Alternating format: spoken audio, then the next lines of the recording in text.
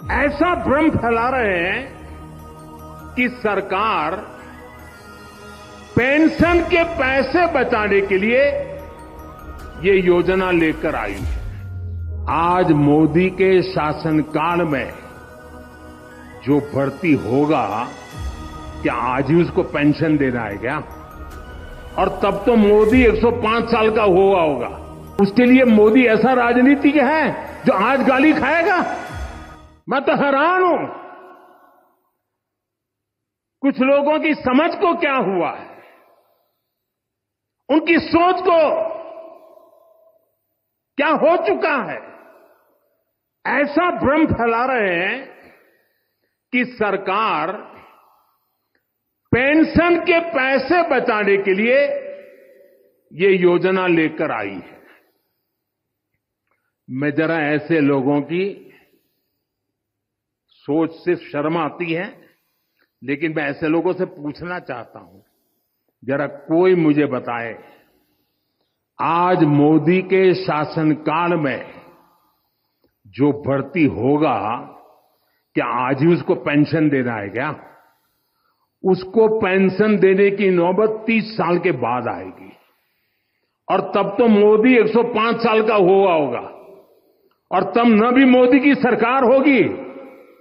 क्या मोदी जब 105 साल का होगा, 30 साल के बाद जो पेंशन बचेगा, उसके लिए मोदी ऐसा राजनीतिक है जो आज गाली खाएगा? क्या तर्क दे रहे हैं? लेकिन साथियों, मेरे लिए दल नहीं, देश सर्वोपरि है।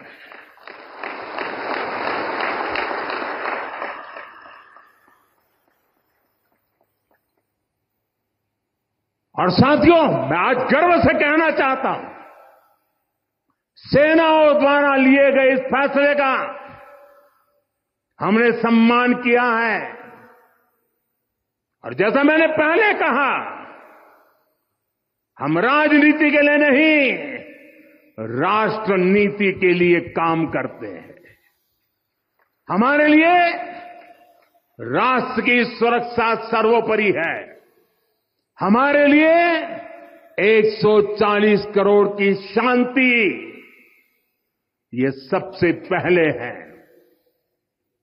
साथियों, बीते वर्षों में कई साहसिक निर्णय लिए हैं। सेना द्वारा किए गए जरूरी रिफॉर्म्स का एक उदाहरण अग्निपथ स्कीम भी है। दशकों तक संसद से लेकर अनेक कमेटी तक में सेनाओं को युवा बनाने पर चर्चाएं होती रही है।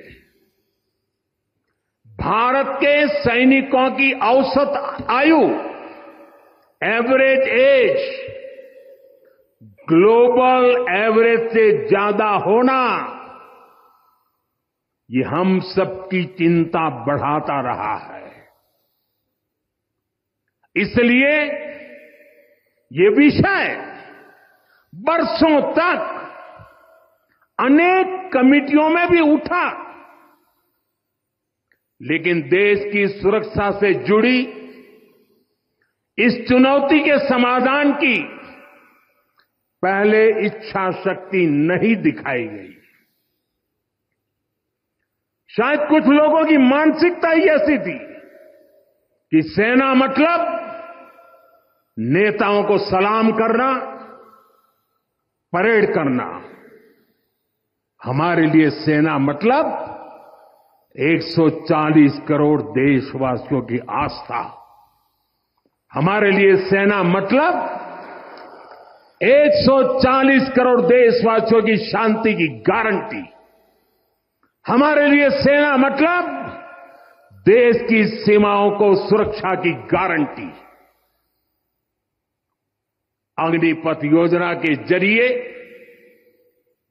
देश ने इस महत्वपूर्ण सपने को एड्रेस किया है। अग्निपथ का लक्ष्य सेनाओं को युवा बनाना है, अग्निपथ का लक्ष्य सेनाओं को युद्ध के लिए निरंतर योग्य बनाए रखना है।